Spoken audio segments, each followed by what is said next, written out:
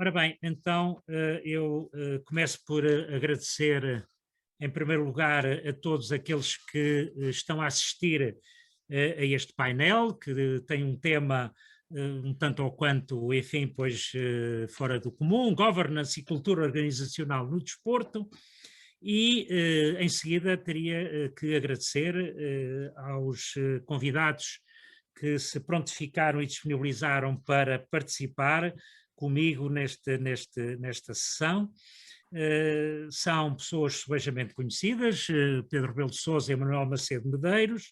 De todo o modo, pois, Pedro Rebelo de Sousa é Managing Partner da SRS Advogados e Presidente do Conselho Geral do Instituto Português de Corporate Governance, de onde foi diretor também durante vários mandatos e o seu ideólogo principal.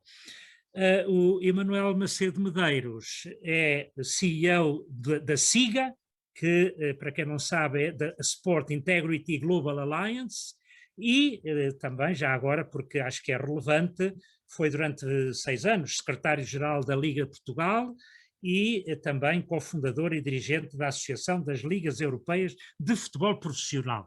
Não sei se isto está bem ou não está, de qualquer maneira também integrou várias comissões e integra da UEFA e da FIFA no âmbito do nosso desporto, que é o futebol.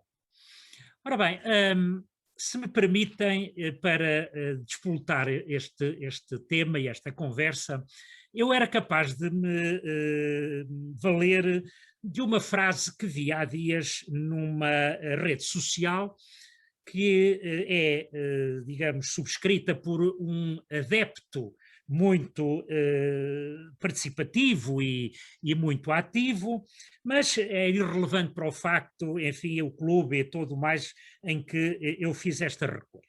Mas dizia ele o seguinte: quero o meu clube dirigido como um clube e não o quero dirigido como uma empresa. Ora bem, eu queria um comentário vosso sobre esta frase. Ou seja, um adepto fervoroso de um determinado clube não quer o seu clube dirigido como uma empresa, quer o clube dirigido como um clube. Eu pedia talvez primeiro ao Pedro, uma vez que, digamos, o primeiro comentário será talvez de âmbito mais global, e depois pediria ao Emanuel, já, digamos, já numa vertente mais desportiva, quais são, digamos, as questões que esta frase vos levanta. Obrigado, antes de mais Pedro. nada, é um prazer. Enfim, eu aqui sou um pouco periférico, se quiserem, na medida em que estou aqui mais pela temática do que pela vertente desportiva, em que naturalmente o Emanuel pontifica com muito maior sabedoria. O que vos quero dizer é o seguinte: claramente, quando olhamos para o que aconteceu, eu compreendo o que esse adepto diz, mas quando olhamos para o que está a acontecer ao futebol português, até mais recentemente, clubes importantes do futebol português, com escândalos sucessivos, lembra-nos um bocadinho, se pensarmos bem, o que aconteceu em 2013, 14, com o sistema financeiro português. E o que está subjacente às duas realidades é a falta de governance. Se olharmos com todo o critério, para além naturalmente de algum comportamento menos ético, eventualmente um componente ou com uma componente mais, digamos, de ordem penal, mas isso aí não vou entrar no tema, não é?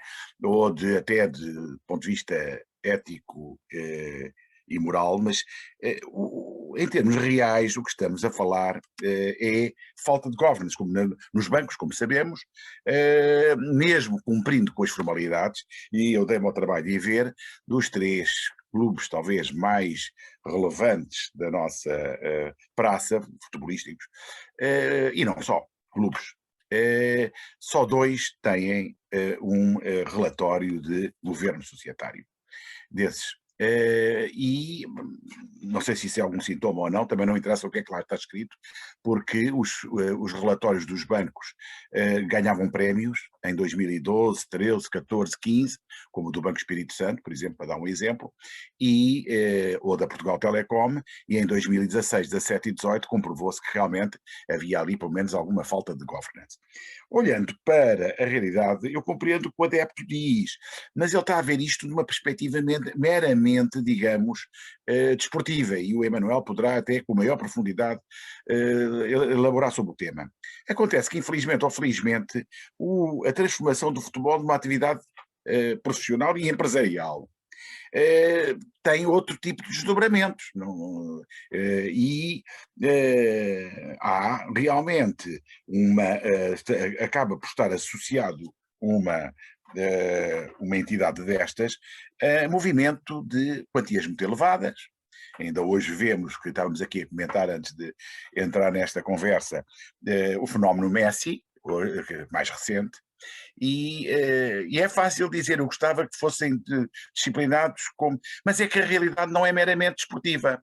O que está subjacente ao Messi não é o seu valor futebolístico, que todos nós reconhecemos que é notável, é o que vem com ele. A parte do branding, a parte dos produtos que se vendem com ele, etc, etc. E isso representa um múltiplo, muitas vezes, dos demais valores subjacentes. A governance, o que é a governance? E é essa a minha colherada que posso... Eu vou pedir para seres um bocadinho mais sintético, porque temos só 45 minutos. muito bem. É assim, quando se fala de governance é pensar em vários aspectos. Primeiro, quem é que detém o poder do governo dessa realidade, que é um clube, é uma empresa? Segundo, quais são os mecanismos de alocação desse poder e as responsabilidades? Porque há aqui um problema, é que fala-se muito em poder e fala-se pouco em responsabilidade. Como é que os vários órgãos de governo e das várias empresas que estão presentes interagem entre si? Como é que o poder da empresa deve lidar com todos os que interagem, que se chamam stakeholders? O que é que são os stakeholders? Stakeholders vai desde o Estado, que cá para nós acaba por pagar muitas vezes o pato, não é? Pois que paga-se o cidadão, porque depois, como sabemos, até por razões políticas e outras, quando há uma crise num grande clube, onde é que vai parar o problema? Problema, não é? Passa pelos bancos, se estiverem envolvidos, que geralmente estão muito envolvidos. Passa pelo mercado de capitais, quando está envolvido, que mais não foi do que um device para um mecanismo para tentar chegar a mais financiamento. E depois, o que é que acontece? Acaba por chegar ao Estado. Quem são os stakeholders? São os credores, os fornecedores, os funcionários, os jogadores, todos esses são os stakeholders. E todos esses têm questões de relacionamento que vão muito além apenas da mera gestão do cotidiano, seja do clube, nas suas várias valências desportivas, seja da empresa, se existente, SAD ou outra, enfim, a entidade que lhes possa estar a montante para a viabilização dos seus interesses. E um último comentário no que diz respeito, porque isto é o mundo da governance. E dentro do mundo da governance há uma coisa que vale a pena distinguir, porque há os problemas de saber como é que estas realidades se regulam, como é que poderes é que têm, se há administradores, são executivos, não executivos, e podemos voltar a isso lá mais ao fundo desta conversa, qual é o modelo de gestão e quais são os seus controles, os seus mecanismos de controle de compliance, etc. Mas há uma questão que podemos ter muitas regras e muitos códigos e tudo, mas há um problema que se chama ética, e eu tenho a certeza que vai começar, o Emanuel vai pegar nesta deixa, porque é a deixa que ele mais, eu já o ouvi várias vezes e é realmente muito interessante e fascinante, mas é ética. Portanto, se me perguntam, as instituições bancárias, para não falar das desportivas, que é sempre melindroso, as instituições bancárias, os Espírito Santos, os Banifs e tal, não tinham códigos de comportamento, não faziam relatórios, até não ganhavam prémios, como eu já disse? Sim. A resposta é, então o que é que faltou? Faltou é que eu posso cumprir todas as regras, dizer, faço as assembleias como deve ser, faço as reuniões, faço tudo, cumpro lá, faço uma espécie de checklist. Mas o checklist não basta. É preciso depois a ética na conduta. Emanuel. É um prazer partilhar isto. Não se importa, já agora pedir-lhe o favor de também... Pegando na bola sem deixar cair, como se diz na gíria desportiva, e felicitando o Pedro pela explanação brilhante que acabou de partilhar connosco, eu diria que este adepto toca em múltiplos pontos sensíveis. a relação entre o clube versus a empresa e a cultura organizacional que está subjacente a uma realidade e outra, o debate, o conflito entre a emoção e a razão, levando-nos a dissertações que, desde os anos 70, foram celebrizadas pelo Desmond Morris, quando escreveu aquela obra-prima intitulada A Tribo do Futebol, até à realidade atual. E a realidade atual conduz-nos à inexorável e brutal conclusão de que o modelo, a filosofia, a visão subjacente ao regime jurídico das sociedades desportivas, que visava dotar a gestão dos então clubes, através da sua transformação em sociedades desportivas, ou autonomizando o seu departamento de futebol, de forma que fossem geridas com racionalidade, de forma que houvesse rigor, transparência, integridade na gestão dos seus ativos financeiros, eu devo dizer que esta visão claudicou e chegamos a uma realidade inexorável, dura de admitir, mas que é de falência. E a falência porquê? Porque não há nenhuma SAD que tenha alguma vez gerado lucro. Começa por aí. É para começar. Começa por aí. Mas ainda que não fosse o caso de gerar lucro, o que se esperava, e é isso também que está inerente à razão de ser da criação do sistema de licenciamento de clubes da UEFA, no ano 2000, no qual eu participei na sua gênese e do seu desenvolvimento, é fazer com que os clubes, independentemente da forma jurídica que a sua natureza revista, pudessem gerir e atuar de acordo com os seus meios, não para além deles. E o que nós vimos é uma espiral despesista, é uma espiral despoderada despesista, que conduziu os clubes e as sociedades desportivas a uma espécie de abismo para o qual muitas se atiraram e outras têm vivido num limbo e sobrevivido à custa de engenharias financeiras e criatividades as mais diversas. E não me refiro concretamente ao caso português, mas podia escalpelizar qualquer país nessa Europa ou até para além dela. E essas debilidades, esses tiques comportamentais, esses excessos, agravaram-se agora com a pandemia global, como é sabido. Portanto, não temos tempo para escalpelizar isso. Mas há aqui um outro dado significativo. É que é muito fácil, e tem sido muito fácil e demagógico, apontar o dedo ao acusador e atirar pedras ao futebol, porque é a modalidade desportiva com maior expressão financeira, e aos clubes em particular.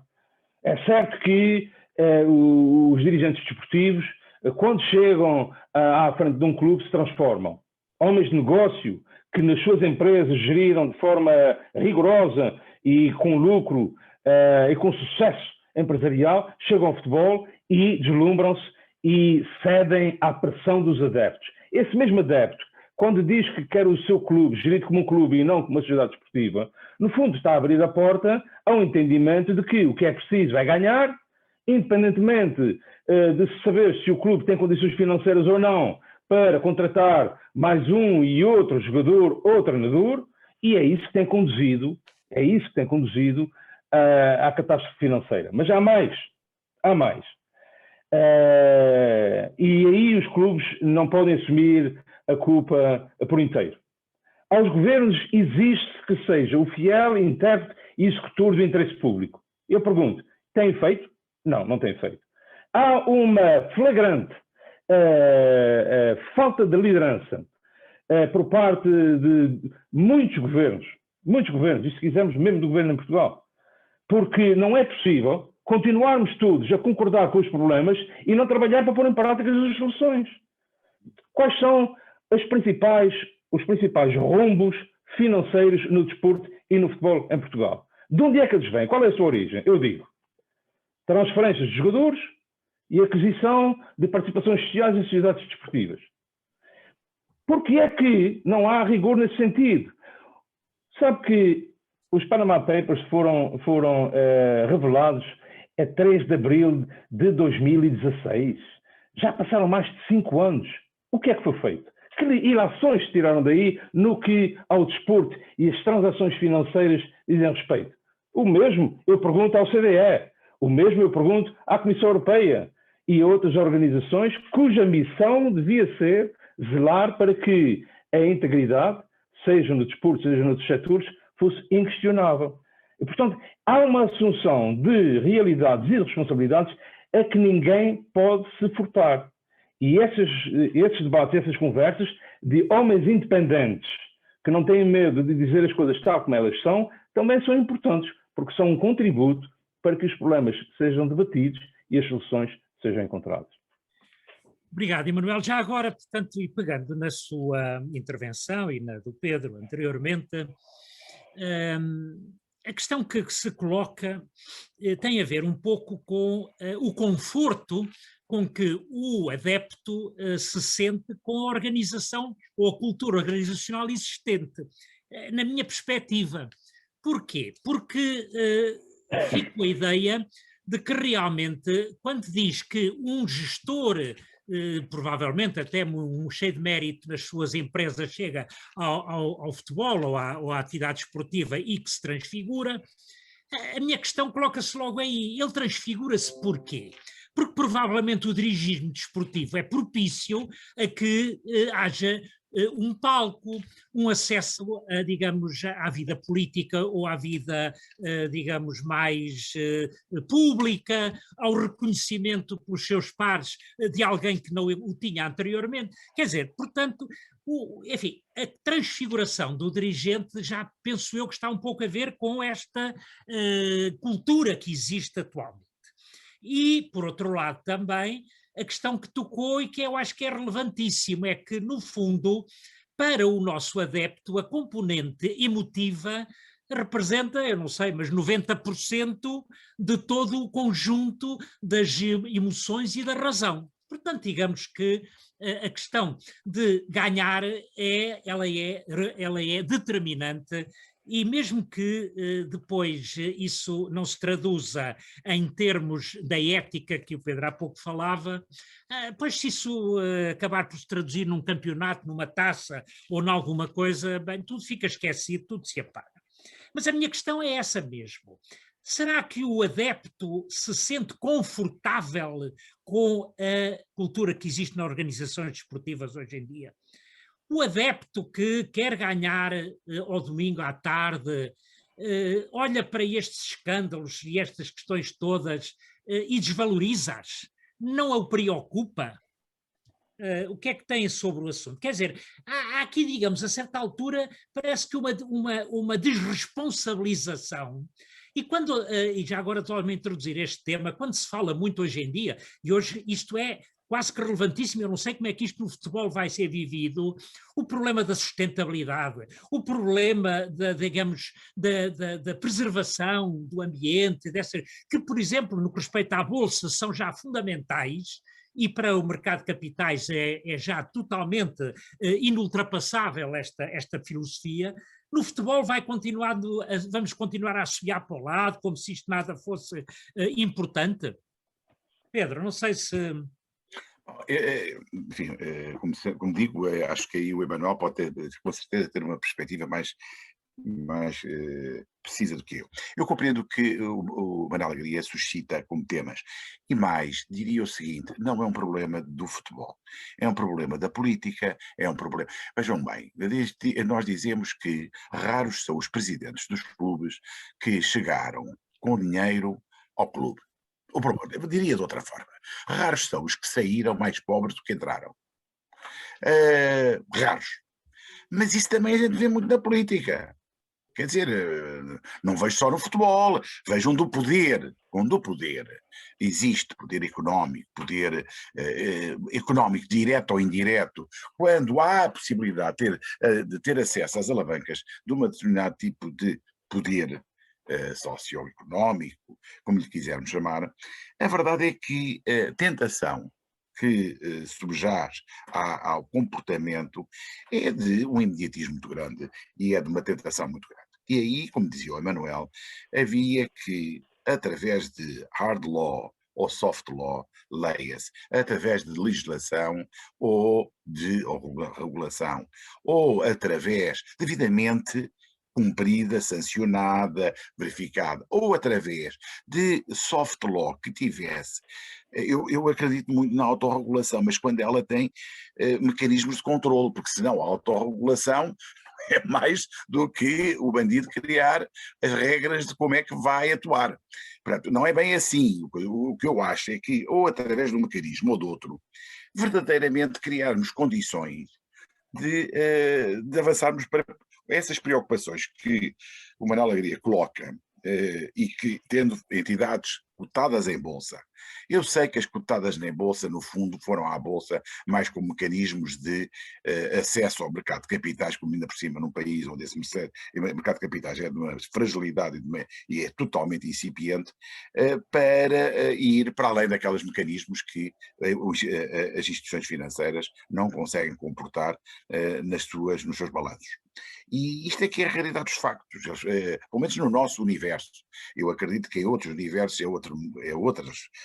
outras realidades que estão subjacentes no mercado internacional, e o Emanuel poderá comentar, por exemplo, o money laundering que houve, a capacidade de dinheiro russo ou outra natureza passar a estar sediado em praças onde esse dinheiro comprou posições importantes e de relevo e com poder decisional, que isso aqui é muito complicado, em instituições, em entidades que no fundo controlam clubes. Portanto, eu acredito que a questão está a questão é dupla, é duplice. Por um lado há aqui um problema cultural e filosófico, que é de responsabilidade accountable, ou seja, a responsabilidade que seja devidamente monitorada e verificada. Por outro lado, a possibilidade de haver mecanismos de natureza diversa que permita que isso seja devidamente pautado, seja devidamente enquadrado. Que eu acho que, obviamente, as entidades que estão no mercado, que estão a acessar o mercado de capitais, devem ter as preocupações que as outras cotadas têm, é uma evidência, não é? E hoje, aquilo que o Manuel Alegria refere das preocupações ambientais, socioambientais, por outro lado, também de natureza de sustentabilidade, porque a natureza de sustentabilidade é relevantíssima. São questões que, aliás, não são só para as empresas cotadas, como é óbvio, é qualquer tipo de responsabilidade empresarial. Mas estou certo que o Emanuel irá mais fundo neste tema. Emanuel, o que é que... Bom, a transfiguração do dirigente desportivo, eu acho que foi uma realidade dinâmica que sempre existiu. E ela foi acompanhando e foi, ao mesmo tempo, causa e efeito de um processo de popularização do desporto e do futebol em particular. E hoje não há dúvida que nós vivemos, tal como na política, um período de democracia de opinião, em que tudo é feito para consumo mediático e são os mídias que determinam os comportamentos dos dirigentes. Como falam, o que falam, como comunicam, e esse espaço, de facto, ganhou uma enorme preponderância. E aí, naturalmente, que o adepto ganha um poder reforçado, porque se manifesta publicamente, manifesta-se por várias vias, inclusivamente no estádio, inclusivamente pelos social media, e isso causa uma pressão avassaladora em muitos dirigentes que não estão habituados e que não têm a capacidade de gerir com esta pressão, porque sabem que não têm condições financeiras e não vão contratar aquele jogador ou não vão contratar aquele treinador, mas o adepto, esse tal adepto, que quer que o seu clube ganhe todos os fins de semana, não vai ser clemente na hora de avaliar o desempenho desse dirigente. E, portanto, é fácil sucumbir a esta pressão porque ela é avassaladora. Por isso é que o sistema tem que criar mecanismos e regras que também protejam os dirigentes. Desde logo, através de um sistema de regulação financeira que estabeleça as regras, como se passou agora em Espanha, relativamente ao episódio da renovação do Messi pelo Barcelona. Não é? E, portanto, para que se saiba que não é o facto de o dirigente contratar ou não contratar que determina a sua capacidade ou a sua idoneidade como gestor. Mas há aqui uma grande carga emocional. Agora, o que eu queria ver era o adepto, e designadamente o adepto português, interessar-se também pela integridade. Não só pelo ganhar, mas ganhar de forma limpa. A gestão feita com transparência, com rigor, com accountability, prestação de contas aos associados. E nesse aspecto, porque de cultura também se trata, penso que há muito para evoluir nesse sentido. Veja-se, por exemplo, a reação dos adeptos em Portugal, em Itália, em França, e quão diferente ela foi, por exemplo, dos adeptos ingleses, quando, na socapa da noite, no domingo à noite, os emblemas mais poderosos avançaram com o anúncio público da criação de uma competição breakaway, uma Superliga Europeia. Exatamente, é verdade. Alguém chegou à frente e condenou veementemente, como se viu em Inglaterra? Em Inglaterra foi a exaltação da paixão clubista, do fervor clubista, mas procurando preservar uma determinada cultura de governance que não desprestigia e não negligencia o adepto, mas também como tem em conta, porque não há futebol, não há indústria sem consumidores, não há futebol, não há nenhuma modalidade desportiva sem adeptos. E os adeptos têm que ser tomados em conta. Mas quando se gera um clube, e um clube implica muitas responsabilidades, essa gestão tem que ser feita não é só com emoção, é com razão. E a razão determina atitudes que não se compadecem com essa ânsia, essa pulsão de ganhar a todo custo. Exatamente, é essa questão que eu queria pegar agora, porque há pouco também o Pedro falou nisso, é que isso também tem a ver com os modelos de organização que os clubes implementam em si próprios, porque faz-me confusão, a governance hoje, como saberão, elas têm dois pilares, que era algo que há 40 anos atrás ou 20 anos não existia. O problema da gestão e o problema do controlo. Ora bem, o que acontece? Eu pergunto-me se efetivamente um adepto desportivo vê a contratação no mercado de um jogador com um talento fantástico por umas largas dezenas de milhões e não sei o quê, aplaude aquilo imenso.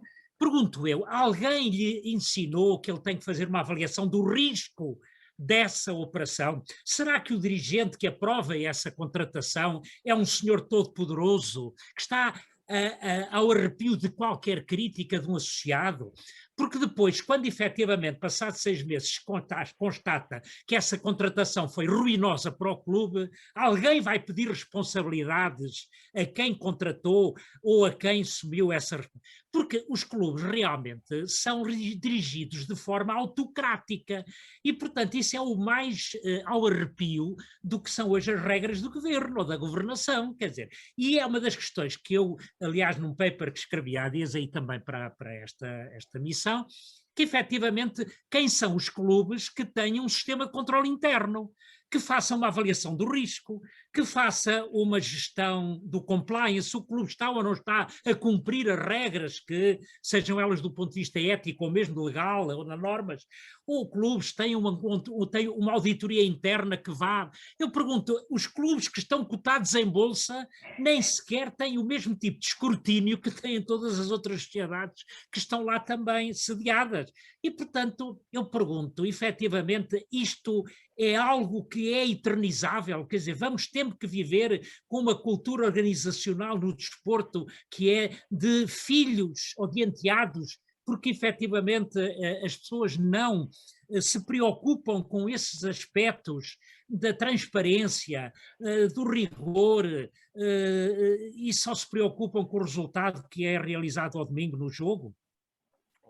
Manel, e eu, mais uma vez, depois o Emanuel comportará, como se vê, com uma precisão mais fina. Mas comentando, pegando nesta última tua deixa, É incompreensível como é que o presidente de um clube é presidente do Conselho de Administração da SAD, é presidente da Comissão Executiva, é presidente do Conselho Diretivo do clube, é presidente do Conselho de Administração da SGPS quando ela existe. Epá, isto é, qualquer ceguinho percebe que isto é atirar areia para os olhos. Areia para os olhos. E não está em causa a pessoa. A pessoa pode ser a mais honesta possível. Há exceções que confirmam a regra, atenção. Por exemplo, houve presidentes, e estou-me a lembrar de alguns, para citar do Sporting, do Benfica e de outros clubes, que foram pessoas que tinham o seu património muito antes de serem presidentes dos clubes. E naturalmente até gastaram algum por conta. Agora, já não me refiro aos outros, que não sei de onde é que vieram, empresários assim, com contornos mais ou menos pouco conhecidos, para não dizer de outra natureza, e que de repente saem milionários.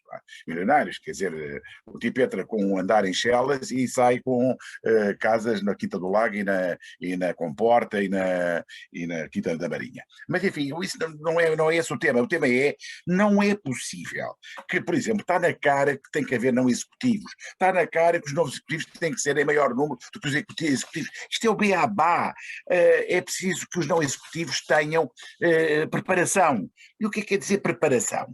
O que quer dizer preparação? É que, para além de ser em número que permita ter algum tipo de papel, possam supervisionar e ter administradores que tenham, que possam, conhecimento de gestão e de direção, que formação académica ou profissional, não é preciso ser académica, variada e complementar, não precisam ser todos da mesma formação, ou do mesmo curso, ou do mesmo setor.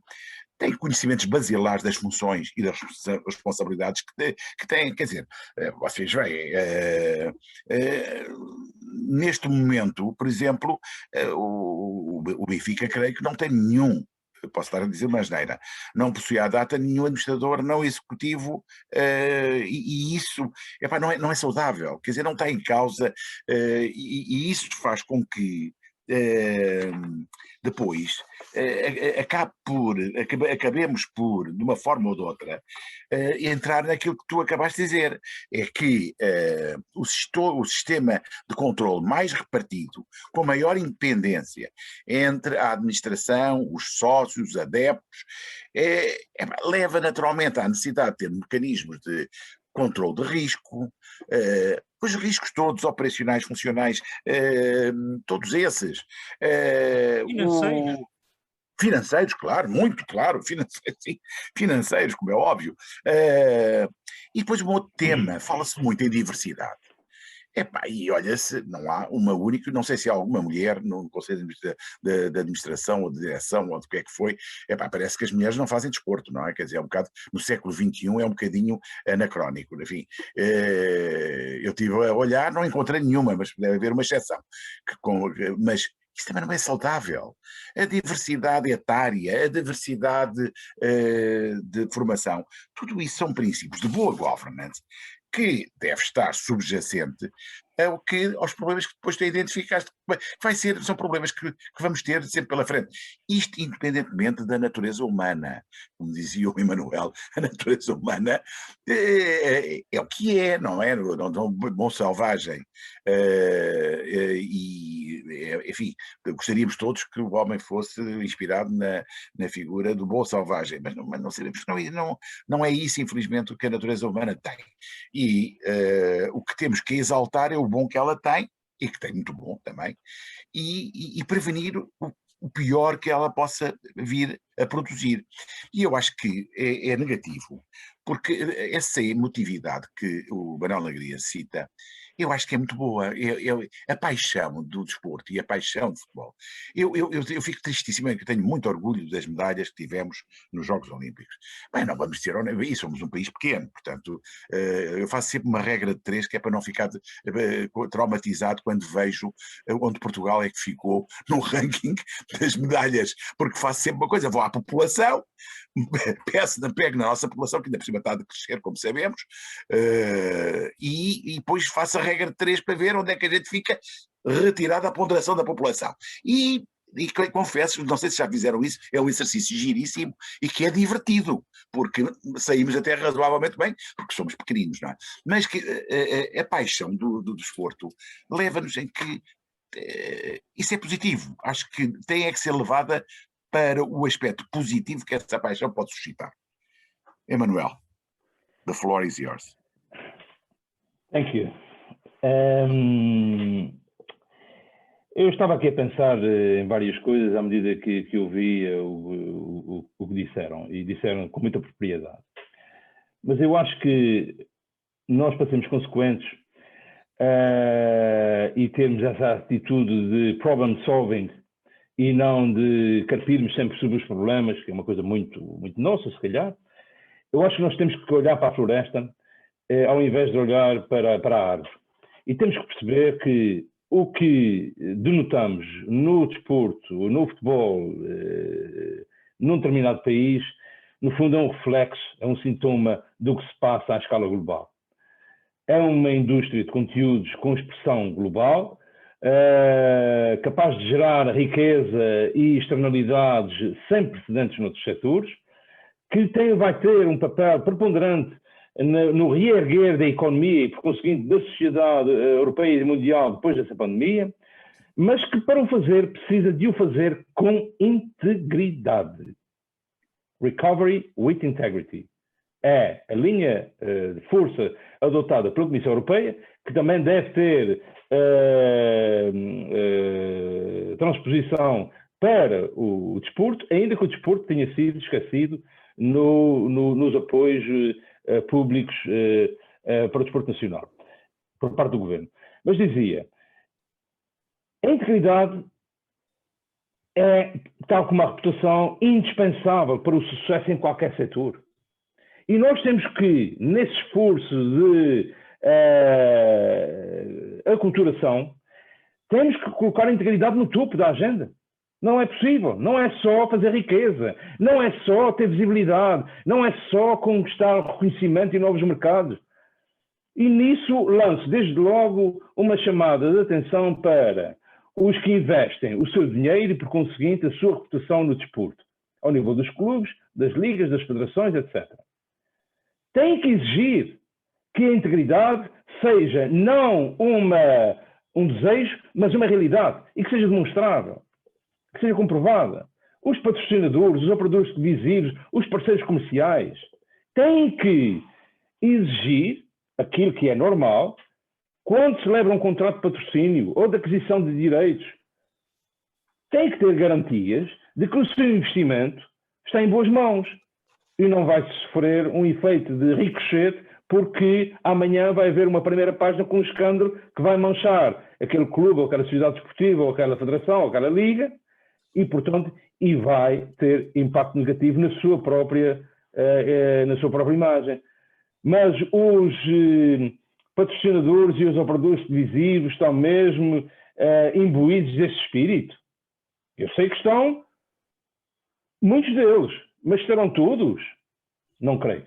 E começa aí, porque para se travar esse combate, para melhorar a governança, desde a forma e a democraticidade interna das organizações, a separação de poderes, a separação de conflitos, ou a prevenção de conflitos, a transparência, a accountability, o envolvimento dos stakeholders, passando também pela integridade nos fluxos financeiros, de onde vêm, para onde vão.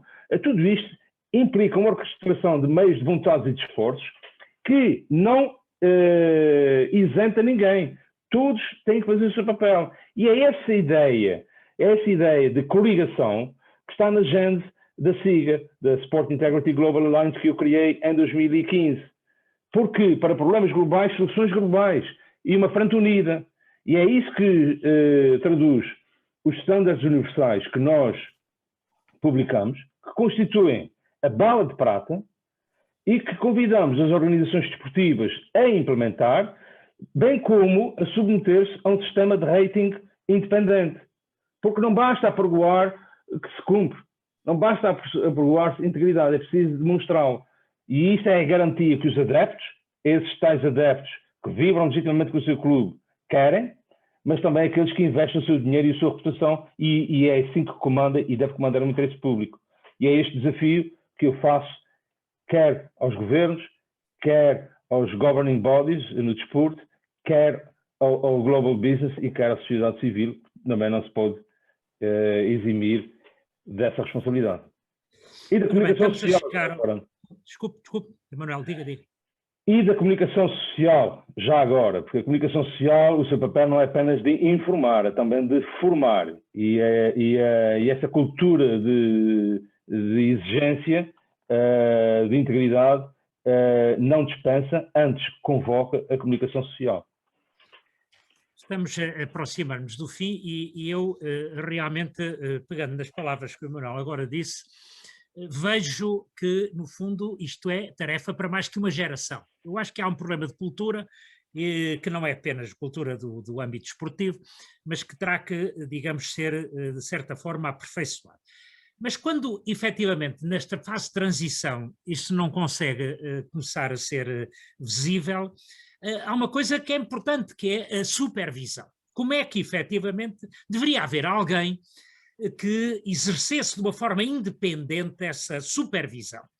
E as pessoas, porque, voltando ao princípio desta nossa conversa, eu pergunto, aquilo que foi aqui dito é suficiente para fazer mudar a opinião daquele adepto que quer que o seu clube seja gerido como um clube e está-se borrifando, desculpem o termo, para a gestão corporativa, digamos, que neste momento agrada a todos os stakeholders?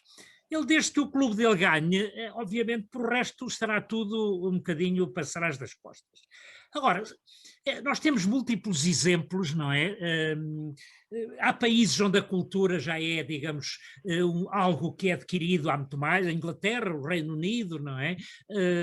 Mesmo a questão do fair play, que o Emanuel conhece muito bem, é facilmente aceite pelos clubes a quem é imposto esse castigo, que não tenham, digamos, as suas contas equilibradas. A UEFA está agora a lançar, vai agora discutir em setembro, um problema dos salary caps. Não sei se sabem que em Inglaterra o Saracens, que era o campeão do rugby, não é, do Premiership, foi despromovido porque não cumpriu um objetivo de regularidade dos seus salários, do salary cap.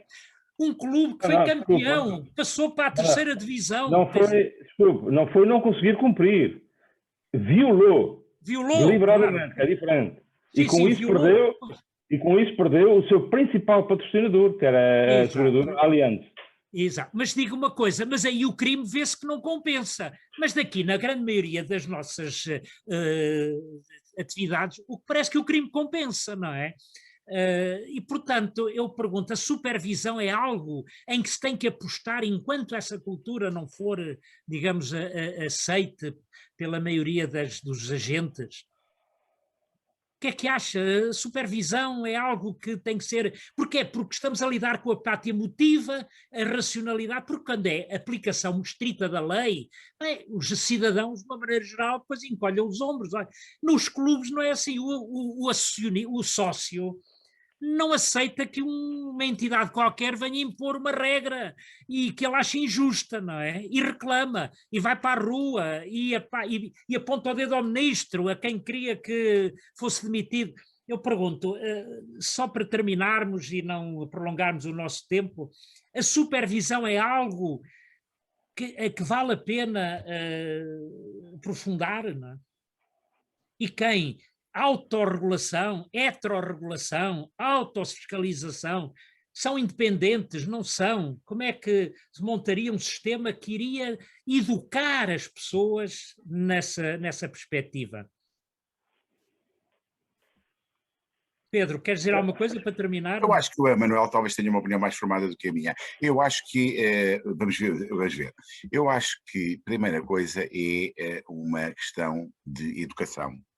E é uma pedagogia que é preciso ser feita.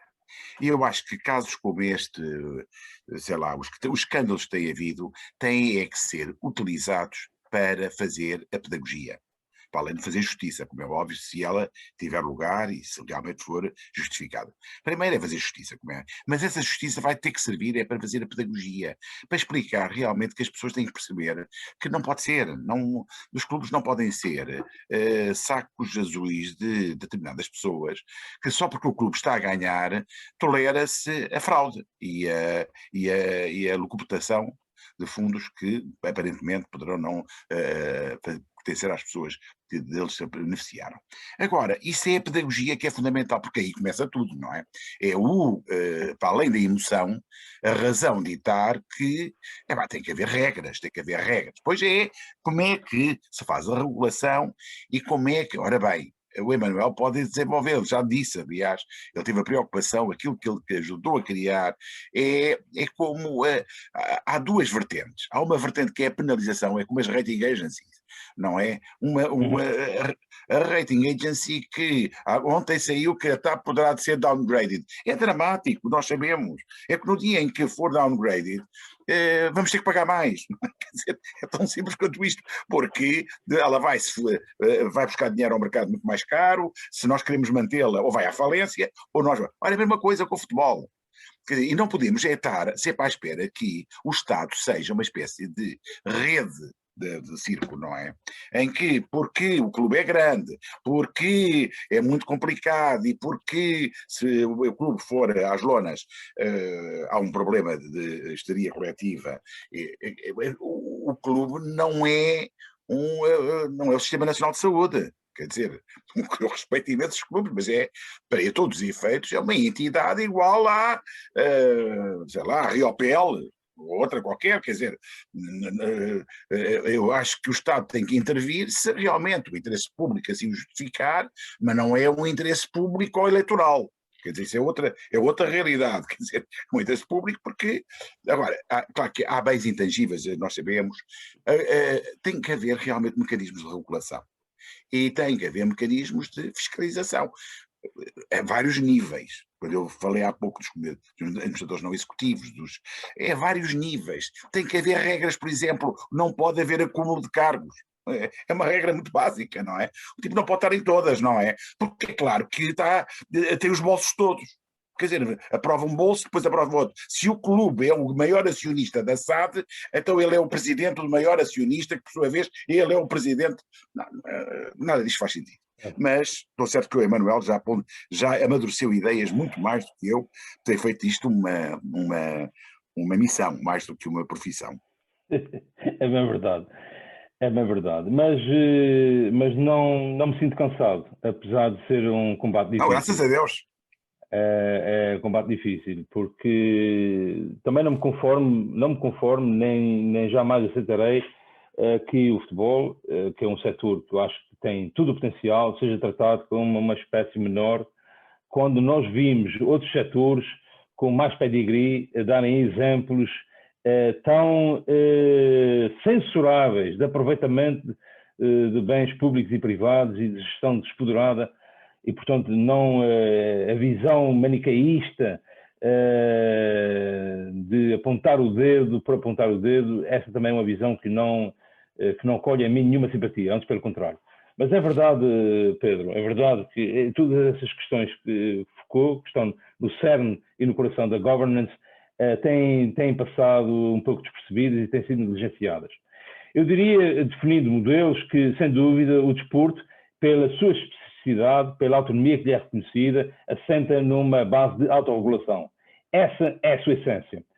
Mas não é suficiente, porque há matérias que as organizações desportivas não têm nem a competência, nem a vocação, nem o know-how, nem meios sequer para os combater.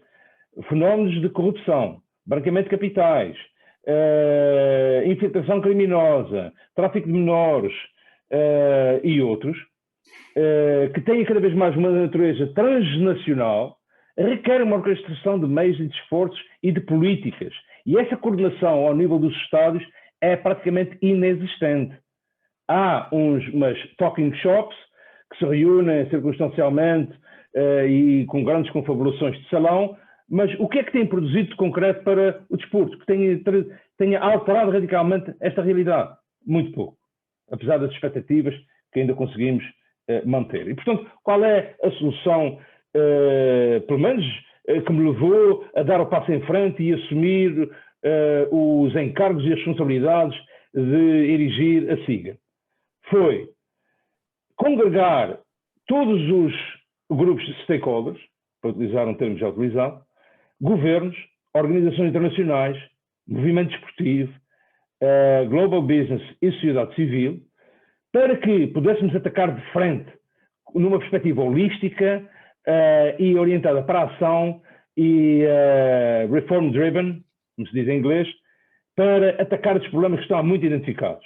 E para aí começamos por elaborar um conjunto de standards universais em matéria de governance, em matéria de integridade financeira, de integridade das apostas esportivas e de formação e proteção de menores, deixando de fora apenas a questão da dopagem. E, em cima disso, apresentamos um rating independente, que é esse que vai filtrar acima das paixões clubistas, acima das conveniências económicas e comerciais ou políticas de quem está circunstancialmente no governo, vai verificar se o clube, a Liga, a Federação Internacional, o Comitê Olímpico, são geridos de acordo com aqueles standards universais. E respondem a quem? Respondem ao público, ao adepto, ao investidor, ao que vibra, ao que vive, ao que ama, ao que também se indigna, ao que investe. Porque hoje em dia a reputação é rainha. E esse sistema de rating independente, o SERVS, vai permitir, de forma objetiva, imparcial e independente, distinguir aqueles que se limitam a pergolar daqueles que comprovadamente fazem o seu trabalho de casa. E felizmente há muitos. A UEFA está digamos, a ser escrutinada pelo nosso sistema de rating, a Federação Internacional de Artes Marciais, o Comitê Olímpico de Portugal também vai entrar agora. Há cada vez mais. Porquê? Porque percebem que a reputação é tão vital hoje como o petróleo era no século XIX e no século XX. E disso não se pode abdicar. E é por isso que campeões, como cada um de vocês, são não apenas bem-vindos, mas essenciais para que esta cultura, este shift cultural, se opere. E é esse também o meu modesto propósito. Muito obrigado. Estamos, portanto, no limite. Eu nem sei exatamente porque é que ainda não fomos avisados desse facto. Eu queria agradecer ao Emanuel e ao Pedro a sua disponibilidade para estarmos aqui, pedir desculpa de uma pequena perturbação no início da nossa sessão, mas tinha a ver com a nossa inabilidade, ou a minha inabilidade, para mexer com estas tecnologias, e pegava numa frase terminal que recolhi dos trabalhos que o Emanuel tem desenvolvido, em que me parece que podíamos sintetizar: o desporto deveria ser uma escola de cidadania. E isso tem a ver precisamente com a ligação entre a cultura da organização desportiva e aquilo que era a mais-valia para a sociedade em geral. Se a sociedade em geral beneficiar também dessa escola e dos ensinamentos dessa escola, eu estou convencido que podemos ter alguma esperança quanto ao futuro dos nossos filhos e dos nossos netos. Muito obrigado pela vossa disponibilidade. Obrigado também. E obrigado, foi um prazer. Um abraço a todos. Muito obrigado. Um abraço para todos, tá? Então, muito obrigado. Muito obrigado. Um abraço para todos. Obrigado. Para a semana. Obrigado. Obrigado.